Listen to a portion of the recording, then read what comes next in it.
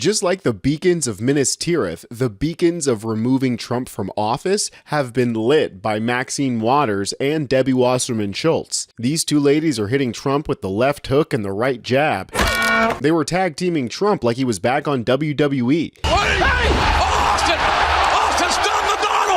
Be sure to subscribe to Really American and let's dive right into it. So the 25th Amendment would require Trump's gang of Fox News drunks to turn on him, so that doesn't seem likely. Unless we convince JD Vance to stage a coup, although that doesn't seem like a good idea since he seems like he's going to do one on his own already. Yes, things can always happen. Yes, terrible tragedies happen. God forbid there's a terrible tragedy. I can't think of better on-the-job training than what I've gotten over the last 200. I mean, President Vance sounds like a nightmare and a half, but either through impeachment or through the 25th, the calls are going out that the time is now. Bottom line, what does it mean for the American wallet, for folks out there, if Donald Trump gets away with booting off responsible leadership and putting on, troglodytes when it comes to the economy?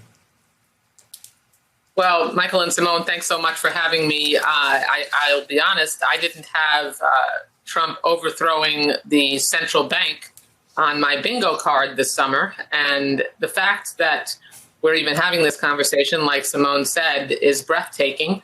I mean, if he wants to tank the dollar and figure out a way to do it as fast as possible, then, jeopardizing and eliminating the independence of the central bank, who is the backbone of our nation's economy, is the way to do it. So help me understand, Congresswoman, what is really going on? Well, I think, not only do I believe I know what's going on, I think a lot of folks watching this, a lot of elected officials and analysts and experts and academicians, all watching the president exercise unusual power. Mm-hmm. This is flagrant. This is something that the president has decided to do, be damned the Constitution of the United States, where an independent agency is under attack. He wants to control the Fed. He wants to be able to determine interest rates. He wants to be able to have the people on the governing board that will do exactly as they are told. This is extraordinarily dangerous.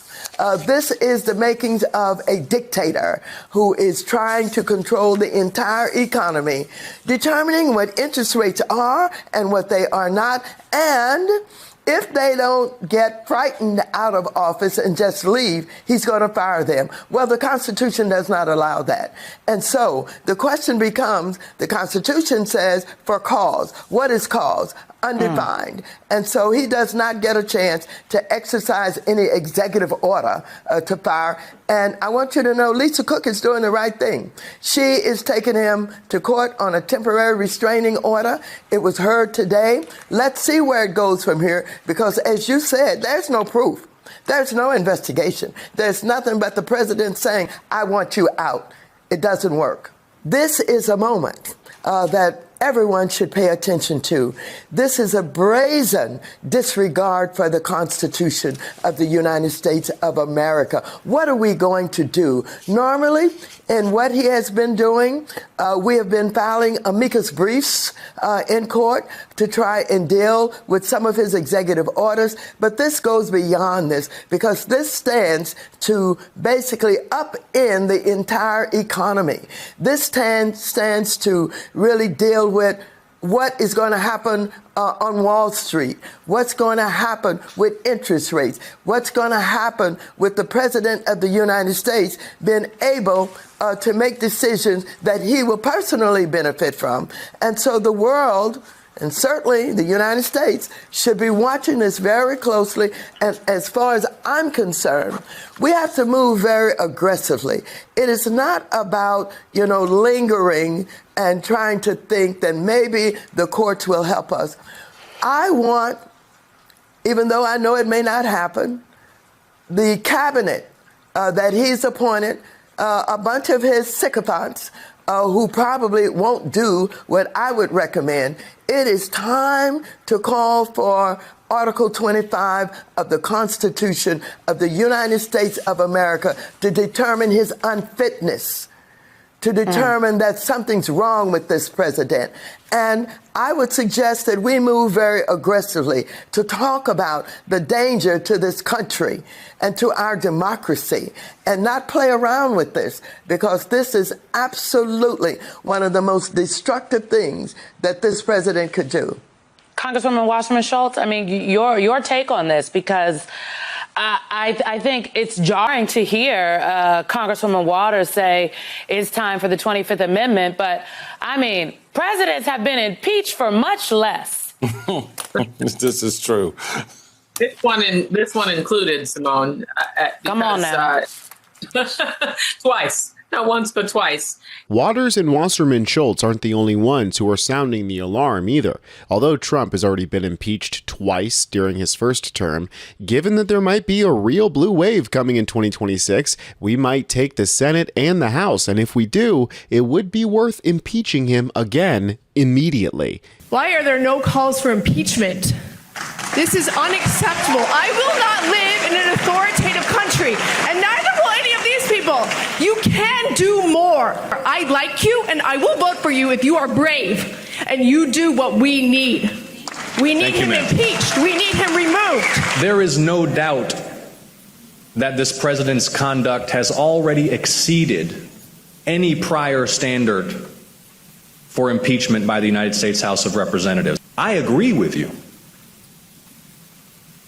But as I said at the beginning, I also have no choice but to be candid with you about the situation that we face and the tools that are at our disposal. As strongly as I agree with you, ma'am. And I regret if this is an unwelcome response, but my job is to be honest with you. The only way to achieve what you want to achieve is to have a majority in the United States House of Representatives. Well, why stop at Trump? He's not the only one in his cabinet who should face impeachment. In fact, some conservatives are even handing over the game plan to the Democrats as to how to impeach one of Trump's closest allies. It's time for House and Senate Democrats to step up. And I just wrote a piece recently where I used the phrase, "What would Mitch do?" That's what they have to do. Right. Use the tactics that Mitch McConnell did for years, and we have confrontations coming. And if they fail to act, if they treat this as normal times instead of the utterly abnormal ones we have, then the march to autocracy sprints even faster. Lots of individual members understand this, and we've had some great individual actions. But a couple of things, Ali. The first is what Trump and the Republicans have done so successfully is to flood the zone with scandal after outrage every single day, and they all wash over. And most Americans who don't pay close attention don't know about a lot of this stuff. Democrats need to focus. The way to attack flooding the zone is to have a single message each day and a core message for a week, and use every avenue in the Congress and outside to do so. I want to see a shadow government with top people who do a press conference every morning on one of the horrible things happening, and then they follow through with all of their members during the course of the day. They need to hold firm in the Senate when they try to do this, as we discussed last night, the bait and switch, do an appropriation that everybody agrees to, and then have Trump steal it away with rescissions. And I'll add one more thing, Ali, which is a little more extreme. I think we need to use impeachment now. It's a dirty word, in part because of what the Republicans did with Mayorkas, the then Secretary of Homeland Security.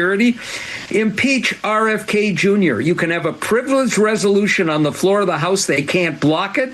It supersedes all other work. You get a debate, and we can talk about, with all the different clauses you could build in, the outrageous things that this monster is doing to damage lives and end up with people being killed. Do the same thing with Tulsi Gabbard. Do the same thing with Kristi Noem.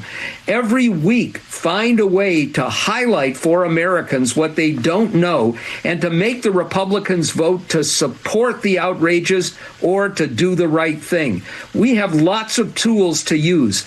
We're not using them right now. I never thought I'd see the day when Mitch the Turt McConnell is seen as an inspirational figure for the Democrats, but he's absolutely right there. This man right here was an absolute menace while in the minority, able to grind everything to a screeching halt. The Democrats need to take one out of his playbook and start grinding things to a halt too, instead of folding over. And as more Dems start to rally behind people like Gavin Newsom, who are clearly meeting the moment full on, hopefully we'll start seeing a lot more calls for impeachment, amongst other things. And you can see it all right here on Really American by subscribing. I'm Tony Hinderman, and I'll catch you next time.